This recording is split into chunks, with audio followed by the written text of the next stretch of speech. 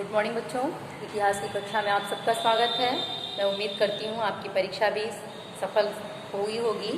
आज हम लोग पढ़ेंगे, जो पढ़ रहे थे इतिहास के अंतर्गत, तो उसमें मध्य इस्लामिक भूमि के ऐतिहासिक स्रोत या साक्ष्य। जो मध्य इस्लामिक भूमि था उसको जानने के स्रोत या साक्ष्य क्या थे। तो सबसे पहले देखिए, जो इस्लामिक लेखन में जो दस्तावेज थे या साक्ष्य थे, वो साक्ष्य किस रूप में मिलते थे। साक्ष्य का मतलब क्या है? जो इस्लामिक चीज़ों को जानने का साधन जिसको कह लीजिए या माध्यम कह लीजिए, वो माध्यम हमें कई रूपों में मिलते थे। जैसे कभी ये लेखों के टुकड़ों के रूप में होते थे, जैसे लेख का कोई टुकड़ा हो उस रूप में हमें मिलता था, कभी सरकारी आदेश के रूप में, और या कभी निजी पत्राचार के रूप में। समझ में आया? इन चीज़ों के रूप में जो चीज़ें हमें मिलती थीं वो इस्लामिक इतिहास को जानने का माध्यम बनी। लेकिन महत्वपूर्ण ये आधार समझे जाते थे, और ये जो समस्त आधार थे ये साक्ष्य यूनानी, अरबी पैमाइश तथा गेनिजा अभिलेखों से प्राप्त होते हैं। किससे किससे प्राप्त होते हैं? जितने भी ये साक्ष्य, चाहे लेख के टुकड़े के रूप में हो, चाहे पत्राचार के रूप में हो, या सरकारी आदेश के रूप में हो, ये सारी चीज़ें, ये समस्त साक्ष्य या तो यूनानी या अरबी भाषा में होते थे, और इसके साथ साथ गेनिजा अभिलेखों से भी ये प्राप्त होते थे। गेनिजा एक अभिलेख होता था इनका, उनसे ये प्राप्त होते थे। इसके अतिरिक्त अनेक साक्ष्य जो थे वो पुरातात्विक, मुद्रा शास्त्री कैसे होते थे? या तो पुरातात्विक होते थे, या मुद्रा शास्त्री होते थे, या पुरालेखीय स्रोत होते थे। पुरालेखीय स्रोत के रूप में भी ये होते थे। और ये सभी साक्ष्य आर्थिक इतिहास, कला इतिहास के नामों व तिथियों के प्रमाणीकरण को बताने में महत्वपूर्ण थे। यानी जो भी हमारा आर्थिक इतिहास की स्थिति को हो या कला के इतिहास की स्थिति के चीज़ों को, उनके नामों को, उनके तिथियों को बताने में ये ज़्यादा महत्व इनका था। इन्हीं के द्वारा हम उस समय के आर्थिक दशा को या जो घटनाएं घटित होती थी उनके तिथियों की जानकारी इन प्राप्त साक्ष्य अभिलेखों से ही हमें मिलता था। इसके अलावा जो इस्लाम का समुचित इतिहास लेखन है, ये कह लीजिए कि जो इसका समुचित रूप से इतिहास लेखन कार्य था वो 19वीं सदी में जर्मनी तथा नीदरलैंड के जो विश्वविद्यालय थे वहाँ के प्रोफेसर के द्वारा किया गया था।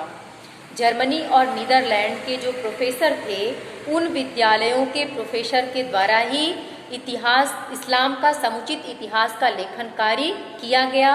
और मध्य पूर्व और उत्तरी अफ्रीका में औपचारिक हितों के कारण फ्रांसीसी तथा जो ब्रिटिश अनुसंधानकर्ता थे वो इस्लाम का अध्ययन करने के लिए उसको प्रोत्साहन मिला। तो इसका शुरुआत, या ये कह लीजिए कि लोगों को प्रोत्साहन कहाँ से मिला? तो लोगों को प्रोत्साहन मिला जर्मनी एवं नीदरलैंड में जो विश्वविद्यालय थे, विश्वविद्यालय के जो प्रोफेसर थे उन्होंने इतिहास लेखन का समुचित कार्य प्रारंभ किया समुचित रूप से। और उन्हीं के कारण जो पूर्व और उत्तरी अफ्रीका के औपनिवेशिक हितों के कारण जो फ्रांसीसी तथा जो ब्रिटिश अनुसंधानकर्ता थे उनको भी इस्लाम का अध्ययन करने के लिए उन्हीं से प्रोत्साहन मिला। इसके अतिरिक्त जो ईसाई पादरी थे, ईसाई पादरियों ने भी इस्लाम के अध्ययन पर बहुत ज़्यादा ध्यान दिए और कुछ अच्छी पुस्तकों का लेखन भी उन्होंने कराया। कौन? जो ईसाई पादरी लोग थे उन्होंने भी इस्लाम के अध्ययन पर बहुत ज़्यादा ध्यान दिया, और इसके साथ साथ उन्होंने बहुत सारी कुछ अच्छी पुस्तकों का लेखन कार्य भी कराया। लेकिन मूल रूप से इनकी रुचि इस्लाम की तुलना में अपने ईसाई धर्म के करने में थी, लेकिन उन्होंने इस्लाम धर्म के लिए भी काफ़ी रुचि अपनी दिखाई। और जो प्राच्यविद होते हैं, प्राच्यविद विद्वान अरबी तथा फारसी ज्ञान के लिए तथा मूल ग्रंथों के विवेचनात्मक विश्लेषण के लिए जाने जाते हैं। कौन? जो प्राच्यविद विद्वान थे। प्राच्यविद विद्वान किसके लिए जाने जाते थे? ये फारसी और अरबी ज्ञान के लिए। प्राच्यविद विद्वान अरबी और फारसी ज्ञान के लिए तथा जो मूल ग्रंथ होते थे, मूल ग्रंथों के विवेचनात्मक विश्लेषण के लिए ही ये केवल जाने जाते थे। इस्लाम के 20वीं सदी के इतिहासकारों द्वारा, जो 20वीं सदी के इतिहासकार थे, उनके इतिहासकारों द्वारा जो प्राच्यविद थे उनकी रुचियों तथा तरीकों का उन्होंने अनुसरण किया। और उनके द्वारा उन्होंने नए विषय को शामिल करके इस्लाम के इतिहास के क्षेत्र का विस्तार किया। उनमें नई नई चीज़ों को, नए विषयों को उन्होंने शामिल किया और नए विषयों को शामिल करके इस तरह से उन्होंने इस्लाम के जो इतिहास क्षेत्र था उसका उन्होंने विस्तार किया। अब इस्लाम का जन्म कैसे हुआ, कहा यह जाता है कि इस्लाम का जन्म कैसे हुआ, तो ये चीज़ पहले ही हम लोग पढ़ चुके हैं कि अरब प्रायद्वीप इसका मुख्य केंद्र था और 14 शताब्दी जो हम लोग पढ़े हैं इसके पहले कि इसका मुख्य केंद्र बिंदु अरब प्रायद्वीप था। लेकिन अब इस्लाम का जन्म कब हुआ, इसके जन्मदाता कौन माने जाते हैं, तो पैगंबर मोहम्मद लगभग 612 से 632 ईस्वी तक, पैगंबर मोहम्मद जो थे वो 612 ईस्वी से 632 ईस्वी तक एक ईश्वर अल्लाह की पूजा करने का और माने जो आस्तिक थे, आस्तिकों के एक ही समाज की सदस्यता का प्रचार प्रसार किए। किसने, पैगंबर ने। कब से कब तक, 612 से 632 ईस्वी तक, यानी ईश्वर एक है और अल्लाह की पूजा करने का अर्थात, और आस्तिकों माने आस्तिक जिनको उम्मा भी कहा जाता था, आस्तिकों को उर्दू भाषा में उम्मा भी कहते थे, एक ही समाज की सदस्यता का प्रचार प्रसार किया। यह इस्लाम का आधार था। कौन, मोहम्मद पैगंबर, वही इस्लाम के आधार थे। पैगंबर मोहम्मद एक सौदागर के रूप में थे। पैगंबर मोहम्मद को किस रूप में जाना जाता था, वो एक सौदागर के रूप में थे और ये भाषा एवं संस्कृति के दृष्टिकोण से अरबी थे, यानी इनकी भाषा क्या थी, अरबी थी और अरब की ही संस्कृति को इन्होंने अपनाया था। कौन, पैगंबर मोहम्मद, ये एक सौदागर थे। भाषा और संस्कृति की दृष्टि से ये क्या थे, अरबी थे, क्योंकि अरबी भाषा को ही इन्होंने अपनाया था। इस तरह से पैगंबर मोहम्मद ने 612 ईस्वी के आसपास अपने आप को खुदा का संदेशवाहक बना दिया। जो पैगंबर मोहम्मद थे उन्होंने लगभग 612 ईस्वी में अपने को क्या साबित कर दिया, इन्होंने अपने को खुद को खुदा का पैगंबर, खुदा का संदेशवाहक कह लीजिए, जिसको रसूल कहते हैं। संदेशवाहक को उर्दू में रसूल भी कहते हैं, तो संदेशवाहक के रूप में स्वयं को इन्होंने घोषित कर दिया और इसके साथ साथ जिन्हें यह प्रचार करने का आदेश दिया गया कि अल्लाह की इबादत अर्थात आराधना की जानी चाहिए। पैगंबर मोहम्मद ने क्या घोषित कर दिया कि उन्होंने ये प्रचार करने का आदेश दिया कि केवल अल्लाह की ही इबादत की जानी चाहिए। तो हालांकि जो अल्लाह की इबादत की जो विधियां थी वो बहुत आसान थी। इन्होंने तो ये कह दिया कि अल्लाह की ही इबादत की जानी चाहिए, तो उसकी विधियां बहुत कठिन नहीं थी। अल्लाह की इबादत की विधियां बड़ी ही आसान थी, जिसमें दैनिक प्रार्थना, नैतिक मूल्यों के सिद्धांतों को अपनाना, खैरात बांटना, ये सारी चीज़ें उसमें सम्मिलित थीं। और इन्हें यह भी स्पष्ट किया कि इन्हें आस्तिकों को ऐसे समाज की स्थापना करनी है जो सामान्य धार्मिक विश्वासों के द्वारा आपस में जुड़े हुए हों।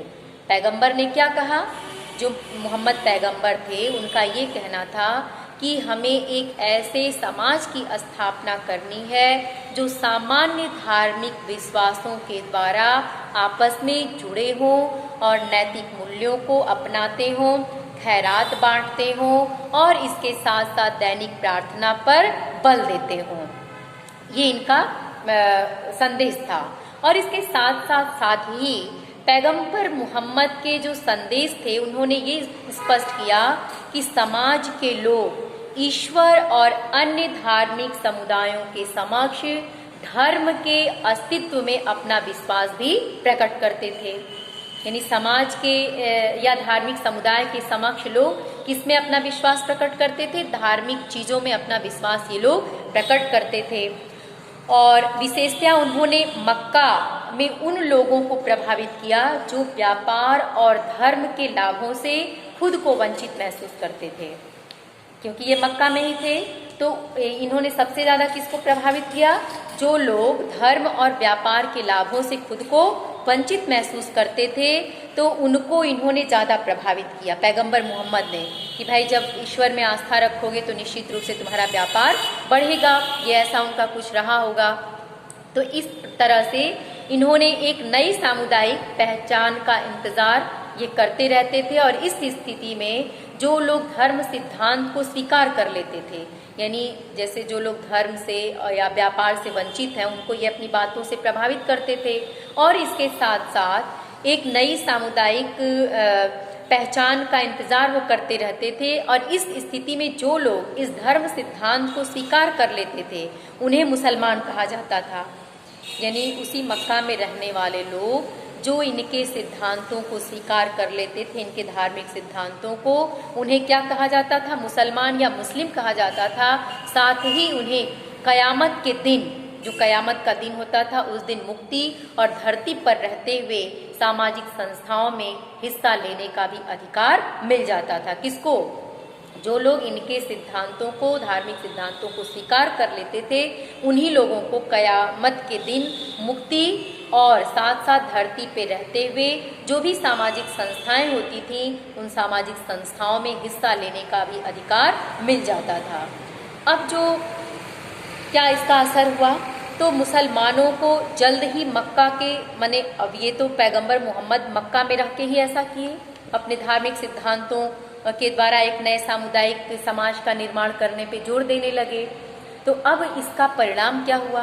परिणाम इसका ये हुआ कि जो मक्का में रहने वाले समृद्ध लोग थे, पूंजीपति लोग थे, उन लोगों ने विरोधों का, माने पैगंबर का विरोध करना शुरू किया।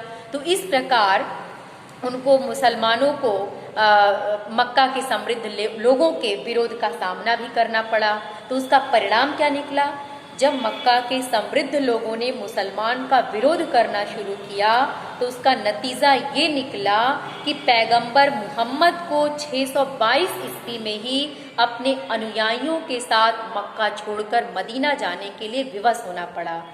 तो पैगंबर मोहम्मद कब मक्का से मदीना गए? 622 ईस्वी में। क्यों जाना पड़ा? क्योंकि मक्का में जो लोग समृद्ध लोग थे, उन्होंने मुसलमानों का विरोध करना शुरू किया। तो उनके विरोधों का सामना ये नहीं कर सके, असमर्थ स्वयं को महसूस करने लगे। तो उसका परिणाम ये निकला कि 622 ईस्वी में आपके जो पैगंबर मोहम्मद थे, वो और उनके अनुयायियों को मक्का छोड़कर मदीना जाना पड़ गया। और ये चीज़ ध्यान दीजिएगा, इसी से आपको एक प्रश्न बन सकता है कि मोहम्मद की ये यात्रा जो थी, हिजरा से इस्लामी इतिहास पे गहरा प्रभाव पड़ा और जिस वर्ष से उनका आगमन मदीना में हुआ, उसी वर्ष से इस्लामिक कैलेंडर अर्थात हिजरी संवत का आरंभ माना जाता है। तो अगर ये प्रश्न पूछा जाए कि हिजरी संवत का आरंभ कब हुआ, तो हिजरी संवत का आरंभ 622 ईस्वी में हुआ। कब? जब उन्होंने मक्का छोड़कर मोहम्मद ने मदीना को प्रस्थान किया। वो एक तरह से कह लीजिए कि इस्लामी इतिहास पर इसका बहुत बड़ा प्रभाव पड़ा। और जिस वर्ष उनका आगमन मदीना में हुआ, उसी, किसका आगमन? पैगंबर मोहम्मद का, उसी वर्ष इस्लामी कैलेंडर अर्थात हिजरी संवत प्रारंभ हुआ। तो हिजरी संवत का प्रारंभ हुआ 622 ईस्वी में।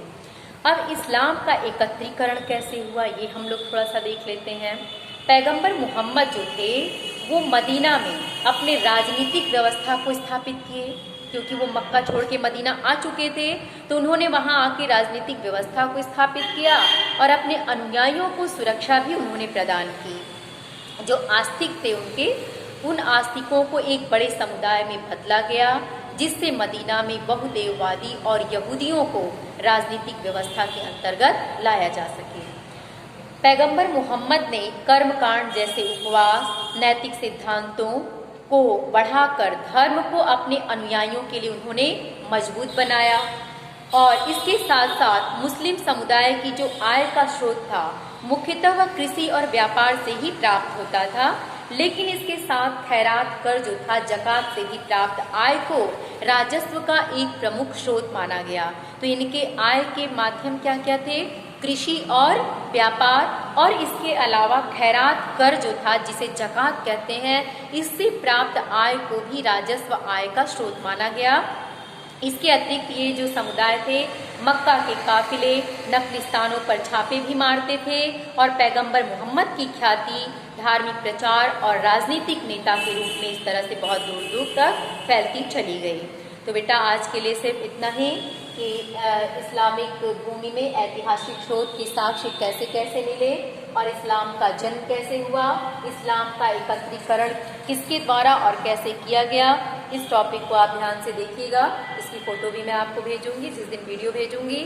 और अपना नोट्स कंप्लीट करके आप निश्चित रूप से कॉपी स्कूल में जमा करिए। Thank you.